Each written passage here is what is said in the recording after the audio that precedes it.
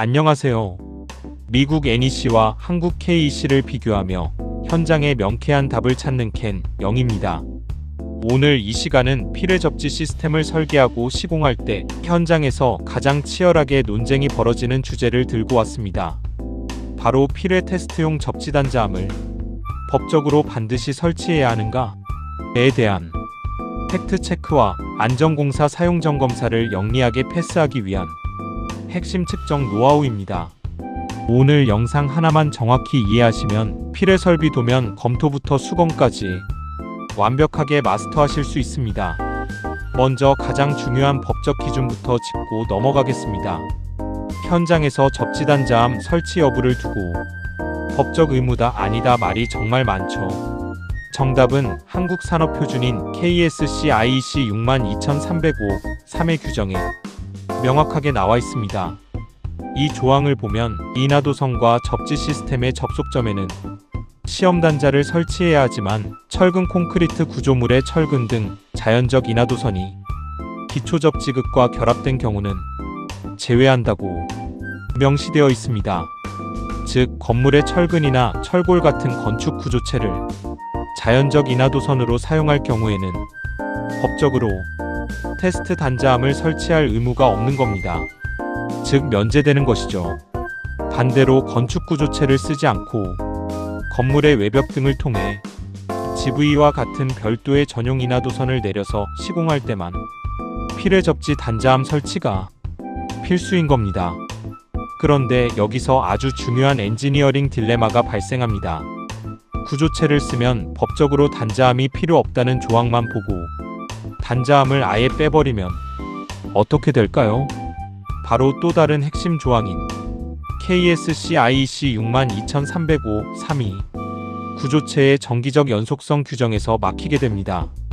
즉, 이 조항과 부속서 기준을 보면 구조체 철근을 필해 계통으로 활용할 때 최상부 필해침 접속점부터 최하부 접지 시스템까지 전체 전기 저항이 0.2옴 이하여야 한다고 못을 박아두고 있는 겁니다.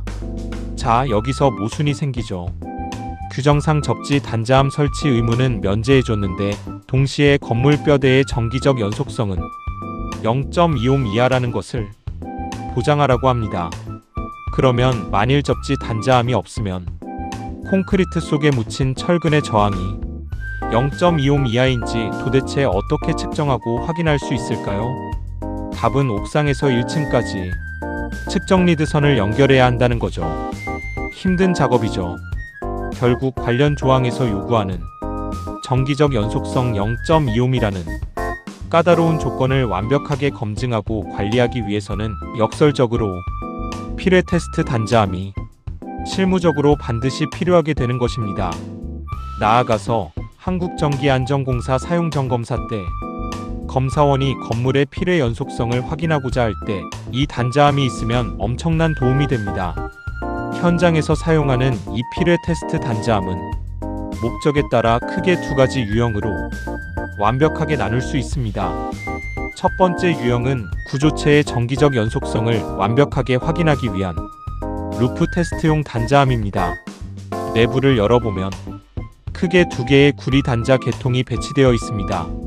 한쪽 단자는 옥상 최상단 필해침에서 출발해서 지중 메시 접지극까지 스트레이트로 연결되는 전용 인하도선 라인이고, 다른 한쪽 단자는 건축 구조체 철근에 직접 연결되어 인출된 라인입니다. 이 단자함을 이용하면 아주 영리한 측정법이 가능해집니다. 즉, 고층 건물 1층에서 옥상까지 전선을 길게 끌고 갈 필요가 전혀 없다는 겁니다.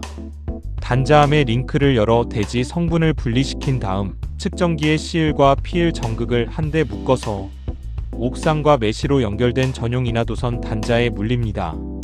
그리고 측정기의 C와 P 전극은 구조체 철근 단자에 물리기만 하면 됩니다. 간단하죠?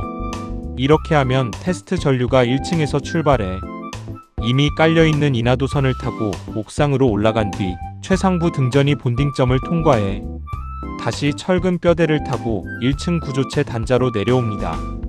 이 방법은 외부 전선을 별도 끌고 갈 것 없이 건물에 이미 깔린 라인으로 거대한 루프를 만들어 건물 전체의 연속성을 안전하고 정밀하게 측정하는 방법입니다. 정말 유익한 실무이니 꼭 이해해보세요. 두 번째 유형은 구조체를 인하도선으로 사용하지 않고 GV와 같은 별도의 전용 접지선만 사용하는 경우의 접지 단자암 구성입니다. 이때는 정기적 연속성보다는 순수한 접지 저항을 측정하는 것이 주 목적입니다. 이 단자암의 내부 구성은 총 3개의 동단자로 이루어집니다. 첫 번째 단자는 상부 피레층과 하부 접지극을 연결하는 전용 인하도선 단자입니다. 그리고 나머지 2개의 단자는 대지 접지 저항을 측정할 때 사용하는 보조 전압극 P와 보조 전류극 C를 연결하기 위한 전용 단자입니다. 즉, 이 P와 C 단자는 건물의 메인 메시 접지극의 간섭을 전혀 받지 않도록 대지 속에 완전히 별도로 분리되어 독립 설치된 보조 전극 시설과 연결됩니다. 평소에는 분리되어 있다가 검사날 계측기만 꽂아서 독자적인 접지 성능을 확인하는 구조입니다. 결론적으로 위 제가 설명드린 2가지 타입의 피레단자암을 반영하면 가성비가 정말 뛰어남을 다시금 실감할 겁니다. 여기서 제가 마지막으로 아주 강력하게 강조하고 싶은 실무 포인트가 있습니다.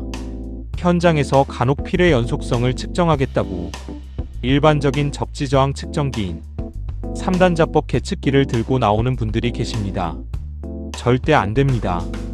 건물 전체의 정기적 연속성을 측정할 때는 미소 저항을 0.25 이하로 정밀하게 읽어내야 하므로 일반 3단자법는 전선 자체의 고유 저항과 악어 클립의 접촉 저항 때문에 무조건 에러가 나거나 불합격 값이 나올 확률이 아주 높습니다.